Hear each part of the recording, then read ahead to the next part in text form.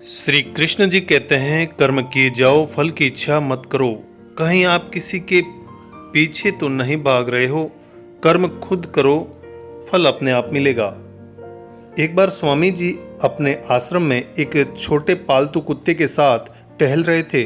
तभी अचानक एक युवक उनके आश्रम में आया और उनके पैरों में झुक गया और कहने लगा, स्वामी जी, मैं अपनी जिंदगी से बड़ा परेशान हूँ। मैं प्रतिदिन पुरुषार्थ करता हूँ, लेकिन आज तक मैं सफलता प्राप्त नहीं कर पाया। पता नहीं ईश्वर ने मेरे भाग्य में क्या लिखा है, जो इतना पढ़ा लिखा होने के बावजूद कामयाब नहीं हो रहा। युवक की परेशानी को विवेकानंद जी ने तुरंत समझकर उन्होंने कहा, भाई, थोड़ा मेरे इस कुत्ते को कहीं दूर तक सैर करा दो, उसके बाद मैं तुम्हारे प्रश्नों का उत्तर दूंगा।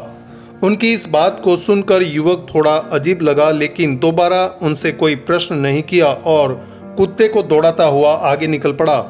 बहुत देर तक कुत्ते को सैर कराने के बाद जब युवक आश्रम में पहुंचा तो उन्होंने देखा कि युवक के चेहरे पर अभी भी तेज है, लेकिन वह छोटा कुत्ता थकान से जोर जोर से हाँफ रहा था। इस पर स्वामी जी ने पूछा, क्यों भाई, मेरा कुत्ता इतना कैसे थक गया? तुम तो बड़े शांत दिखाई दे रहे हो, क्या तुम्हें थकान नहीं लगी? युवक बोला, स्वामी जी, मैं तो धीरे धीरे आराम से चल रहा था, लेकिन यही बड़ा अशांत था। रास्ते में मिलने वाले सारे जानवरों के आगे पीछे दौड़ रहा था, इसलिए एक जैसी दूरी तय करने के बावजूद भी यह इतना थक गया।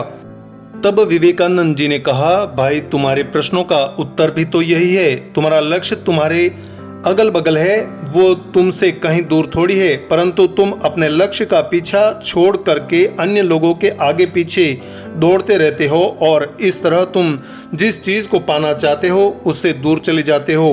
युवक उत्तर से संतुष्ट हो गया और अपनी गलती को सुधारने में लग गया।